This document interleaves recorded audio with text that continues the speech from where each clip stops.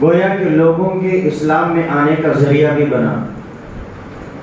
تو حضرت عمر خطاب رضی اللہ تعالیٰ نے اپنی جماعت کے ساتھ بیت المقدس کی طرف جا رہے تھے، تو راستے میں کئی قریے، کئی شہر، کئی آباد علاقے جو ہے راستے میں پڑتے ہیں۔ یہودیوں کے کئی قریے ایسے آئے، گاؤں، اور پھر عیسائیوں کے شہر آئے۔ انہی شہروں میں سے، انہی آبادیوں میں سے، وادیوں میں سے، جنگلوں میں سے گزرنا تھا بیت المقدس تک کا سفر۔ راستے میں ایک ایسا شہر آیا جس کے اندر پورے کے پورے ہمارے عیسائی بھائی رہتے تھے۔ حضرت عمر رضی اللہ تعالیٰ جیسے ہی اس شہر میں داخل ہونا تھا، بیت المقدس بالکل قریب میں تھا، چند گھنٹوں میں وہاں پر پہنچتے تھے حضرت عمر بن خطاب رضی اللہ تعالیٰ۔ تو ان لوگوں کو پتا ہوا کہ عمر جو اسلام کا حکمران ہے اور آدھی دنیا کا بادشاہ ہے، وہ اس راستے سے گزر رہا ہے، اور عمر ایک ایسا عدل و انصاف کا بادشاہ ہے جس کی مثال آج تک دنیا پیش نہیں کر سکی اور قیامت کی صبح تک نہ پیش کر سکے گی۔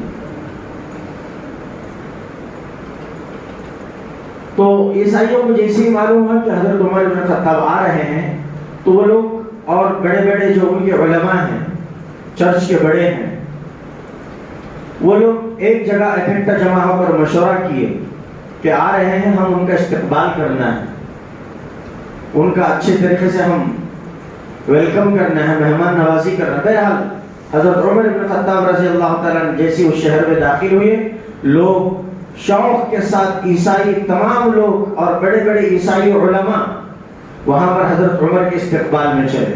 دیکھیں کیا محبت تھی، کیا بھائی چارگی تھی۔ اب جانے کے بعد وہاں مقامی لوگ جو عیسائی لوگ تھے، حضرت عمر رضی اللہ تعالیٰ کو اور آپ کے جماعت کے احباب کو جو ہے پانی پینے کے لیے پیش کیا، اور کھانے کے لیے کھجور کے شاخیں جھاڑ سے درخت کے توڑ کر ایسے ہی لا کر رکھ دیے، الگ الگ کر کے نہیں، شاخیں لا کر رکھ کے دسترخوان بچھا دیے۔ حضرت عمر اور آپ کے جماعت کے احباب نے کھجور کھائے اچھے طریقے سے، کیونکہ مہمان نوازی تھی اور یہ میزبان تھے، اور پانی بھی پیٹ بھر کے پیا اور دعائیں بھی دی ہدایت کی۔ اس کے بعد چند گھنٹے وہاں پر رہے، اچانک نماز کا وقت ہوا، تو حضرت عمر بن خطاب رضی اللہ تعالیٰ نے ساتھیوں میں سے کسی ایک ساتھی کو کہا کہ جاؤ کھڑے ہو کر اذان دے دو، نماز کا وقت ہوا ہے، اب ہم نماز پڑھنا ہے۔ ایسا نہ ہو کہ پھر کہیں نماز کا وقت ہاتھ سے چلا نہ جائے۔ ایک صحابی رسول جو حضرت عمر رضی اللہ تعالیٰ کے ساتھ چل رہے تھے، تو انہوں نے کھڑے ہو کر وہیں جنگل و بیابان میں کھڑے ہو کر اذان دینا شروع کی، اور جب اس مؤذن یعنی اذان دینے والے شخص نے ان الفاظ پر، ان کلمات پر پہنچے، حی علی الصلاۃ،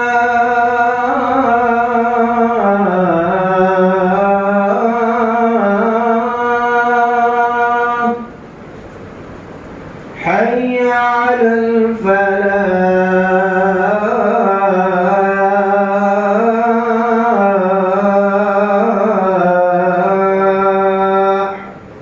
ان کلمات پر جیسے ہی مؤذن نے پہنچا تو ان کے رونگٹے کھڑے ہو گئے، دل نرم ہو گئے، اور اللہ کا نام ہے ہی ایسے پاکیزہ اور کامیاب کلمات کی طرف اس مؤذن نے بلایا، تو ان کے تمام قلوب نرم ہو گئے، اور جیسے اذان ختم ہوئی تو یہ لوگ آپس میں آنکھوں کے اشارے سے وہاں سے نکل گئے۔ حضرت عمر سے کہا کہ اے عمر، آپ رک جائیے، آپ اس جنگل و بیابان میں نماز مت پڑھیے گا۔ فوراً چند لوگوں کو، چند خادموں کو لگایا کہ ہماری جو گرجا ہے، ہماری جو چرچ ہے، جس کے اندر ہم عیسیٰ علیہ السلام کی تصویر کو رکھ کر، ان کی جو ہے شبیہہ کو رکھ کر اور مورتیوں کو رکھ کر ہم عبادت کرتے ہیں، ہم اس چرچ کو، اس گرجا گھر کو صاف کریں، پانی سے دھوئیں، اور تمام مورتیوں کو اس گرجا گھر سے یعنی چرچ سے نکالیں۔ اور ایسے ہی کیا، چند منٹوں میں پوری چرچ کو صاف کر کے پوری گرجا کو صاف کر کے فوراً آ کر کہا کہ عمر، ہماری چرچ، ہماری گرجا آپ کی نماز کی منتظر ہے کہ ہم وہاں پر صفائی کر کے آئے ہیں، پانی سے دھو کر بھی آئے ہیں، اور وہاں کی مورتیوں کو بھی ہم نے، تصاویر کو بھی ہٹا کر آیا ہے، آپ ہمارے چرچ کے اندر آ کے نماز پڑھ سکتے ہیں۔ سبحان اللہ، کیا محبت تھی، کیا اخوت تھی، کیا بھائی چارگی تھی ان لوگوں کے اندر بھی۔ تو حضرت عمر رضی اللہ تعالیٰ نے تمام ساتھیوں سے کہا کہ ٹھیک ہے بھائی، جب آپ نے اپنے چرچ سے، اپنے گرجا گھر سے مورتیوں کو ہٹا ہی دیا ہے تو ہمیں کوئی جو ہے روک نہیں کہ ہم وہاں نماز نہ پڑھ سکیں۔ ہم تو نماز پڑھتے ہیں، ہماری نماز پڑھنے کے لیے، ہماری نماز قبول ہونے کے لیے کیا شرط ہے؟ جگہ کا پاک ہونا، بدن کا پاک ہونا، اور قبلہ رخ ہونا، اور سامنے کوئی تصاویر و مورتیوں کا نہیں ہونا۔ تو بس آپ نے وہ کام کر دیا ہے، تو چلو ہم چرچ میں چلتے ہیں نماز پڑھنے کے لیے۔ صفیں درست ہوئی، چٹائیاں بچھائی گئیں، حضرت عمر نے اپنا مصلی بچھایا، امامت کے مقام پر فائز ہوئی، اور پیچھے صف کھڑی ہوئی۔ حضرت عمر نے پیچھے پلٹ کر صفوں کو درست فرمایا، اقیموا صفوفکم وتراصوا، اقیموا صفوفکم وسدوا الخلل، کہ لوگوں صفوں کو درست کر لو، صفوں کے درمیان میں جگہ کو خالی مت چھوڑو، جس صف کے درمیان میں جگہ خالی ہو وہاں پر شیطان کا دخل ہوتا ہے۔ یہ کہہ کر صفوں کو درست کی، اقامت ہونے لگی۔ اشہد ان لا الہ الا اللہ، اشہد ان محمد رسول اللہ، حی علی الصلاة، حی علی الفلاح، قد قامت الصلاة، قد قامت الصلاة، اللہ اکبر، اللہ اکبر، لا الہ الا اللہ۔ اقامت ختم۔ حضرت عمر بن خطاب رضی اللہ عنہ ہاتھ باندھنا ہے، تکبیر کہہ دی، اللہ اکبر کہا، فوراً ہاتھ چھوڑ کر پھر پیچھے پلٹ گئے کہ رک جاؤ، تکبیر مت کہو اور رکعت مت باندھو۔ اچانک ہم نے یہاں تک بات کر کے بات ختم کر دی، چلے آگے چلتے ہیں۔ تو حضرت عمر نے کہا کہ نہیں، آپ اپنے چٹائیوں کو اٹھاؤ اور میں اپنا مصلی اٹھاتا ہوں، اس چرچ میں نماز نہیں پڑھیں گے بلکہ جنگل و بیابان میں باہر ہی جا کر نماز پڑھیں گے۔ اب یہ کیا بھائی، مہمان کو ہم نے بلایا، بھئی اندر آئیے، دسترخوان بچھا ہوا ہے، کھانا کھائیے، پورا آئٹمز رکھ دیا گیا ہے، مہمان آ بھی گیا، بیٹھ بھی گیا، اب دعا بھی پڑھ لیا، اللہ کا نام لے کر بسم اللہ بول کے شروع کرنا ہے، لیکن کہا کہ نہیں بھئی کون بھی مت کھاؤ، دسترخوان سے اٹھ جاؤ، فوراً اس گھر سے باہر نکل جاؤ۔ تو بتاؤ کہ میزبان جس نے دعوت دے کر مہمان کو بلایا، اس کے دل کو تکلیف ہوگی یا نہیں ہوگی؟ ارے ہوگی نہیں ہوگی؟ اب حضرت عمر اچانک کہا کہ نہیں، نماز ہم یہاں نہیں پڑھیں گے، باہر پڑھیں گے، حالانکہ سب کچھ ختم، صرف ہاتھ باندھنا باقی ہے، تکبیر بھی ختم، اقامت بھی ختم۔ تو فوراً باہر چلے گئے۔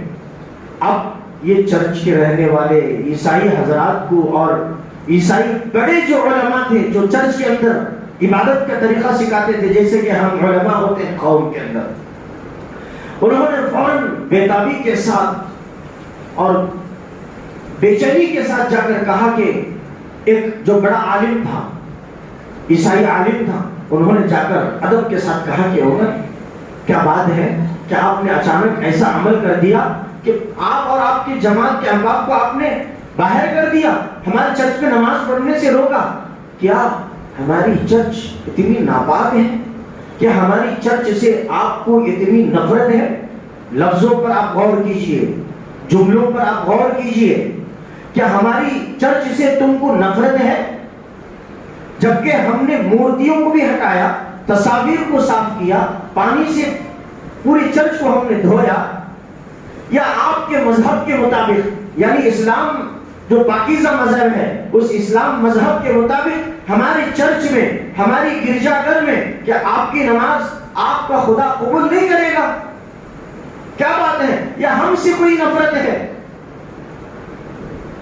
تو حضرت عمر بن خطاب رضی اللہ تعالیٰ نے اس عیسائی عالم کے گریبان پکڑ کر، مونڈے پکڑ کر سینے سے لگایا، او میرے بھائی، کہاں سوچ رہے ہو؟ کدھر کا سوچ رہے ہو؟ میں کب کہا کہ میرا مذہب یہاں پر نماز پڑھنے کی اجازت نہیں دیتا؟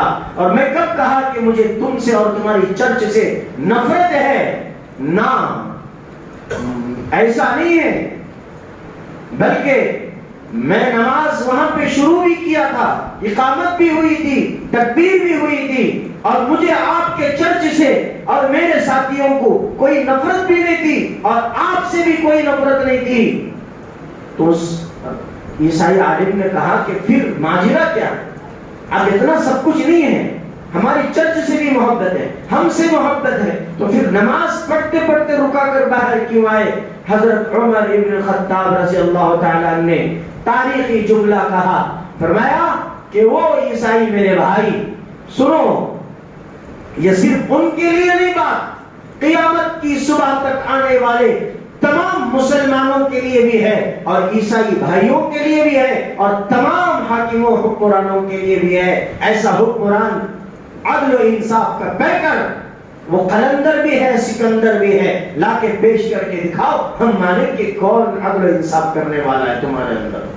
کیا بات تاریخی جملہ کہا حضرت عمر بن خطاب رضی اللہ تعالیٰ نے، فرمایا کہ نہ، ہماری نماز آپ کے چرچ میں مکمل طریقے سے قبول بھی ہوگی، نماز ہو جائے گی، اس لیے کہ وہاں تصاویر بھی ہٹا دیا گیا، جگہ کی بھی صفائی ہو گئی۔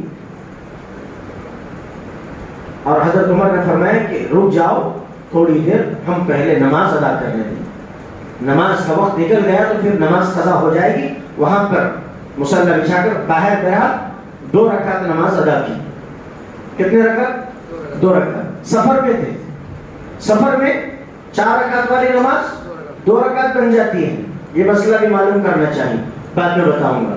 تو 2 رکعت نماز مکمل کی، اس کے بعد فرمایا کہ آؤ، فرمایا کہ میں جب صفوں کو درستگی کا پورا اعلان کر دیا، اقامت بھی ہو چکی اور میں نے تکبیر بھی کہہ چکی اللہ اکبر، لیکن جیسے ہی میں ہاتھ باندھ رہا تھا، میرے ذہن میں یعنی عمر کے ذہن میں ایک خیال پیدا ہوا کہ عمر، چند دن بعد تیری حکومت ختم ہوگی، تو اس دنیا سے چلا جائے گا، کیونکہ تو بھی ختم، تیری حکومت ختم، دنیا ختم۔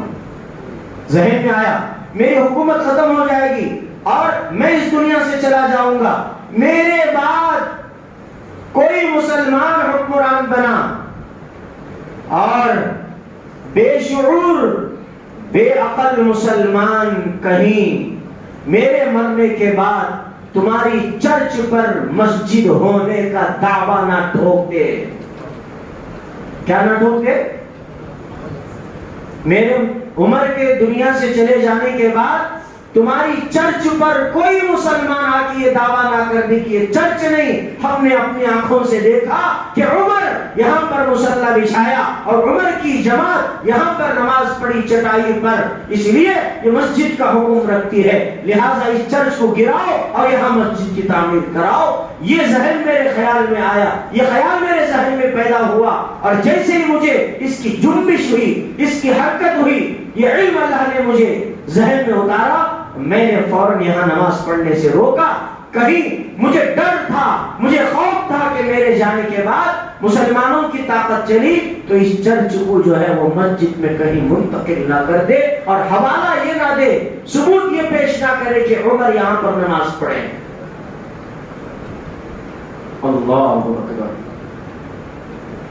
اب وہ عیسائی جو عالم تھا اتنا متاثر ہوا، اتنا متاثر ہوا، کہا اتنا انصاف کا مالک ہم نے صرف کانوں سے سنتا تھا کہ عمر ایسا انصاف کرنے والا، عمر کی حکومت ایسی انصاف کی چکی کے ساتھ چلتی ہے کہ وہاں پر بہت باریکی کے ساتھ انصاف چلتا ہے، ایک رائی کے دانہ کیا ہے، مچھر کے پر کے برابر بھی بے انصافی عمر کی دور خلافت میں نہیں ہوگی۔ ہم نے کانوں سے سنتا تھا، عمر آج آنکھوں سے تیری چہرے کو بھی دیکھا، تیری زبان سے نکلنے والے وہ انصاف کے الفاظ کو بھی ہم نے دیکھا، اب دیر کس بات کی، اسی چرچ کو ہم مسجد میں منتقل کرتے ہیں اور ہم سب کلمہ گو ہو کر، کلمہ پڑھ کر نبی کا اور اسلام کے اندر ہم سب داخل ہو جاتے ہیں۔ بڑے بڑے عیسائی علماء صرف حضرت عمر کے ایک تاریخی جملے سے اسلام میں داخل ہو جاتے۔ حضرت عمر نے فرمایا کہ کہیں یہ چرچ کو لوگ پھر ایک وقت کی نماز پڑھنے کا دلیل دے کر اس کو چرچ کو مسجد نہ بنا لیں.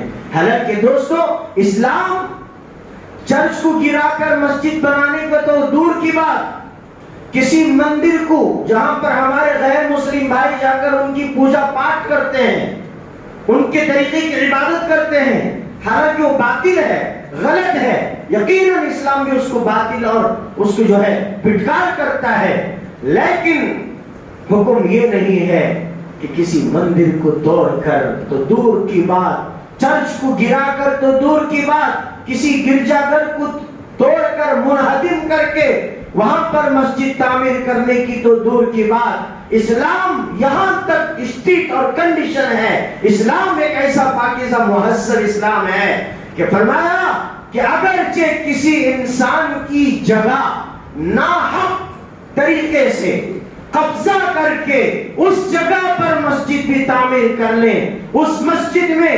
1,00,000 نمازیں بھی پڑھ لو، ایک نماز بھی تمہارے سروں کے اوپر نہیں جائے گی.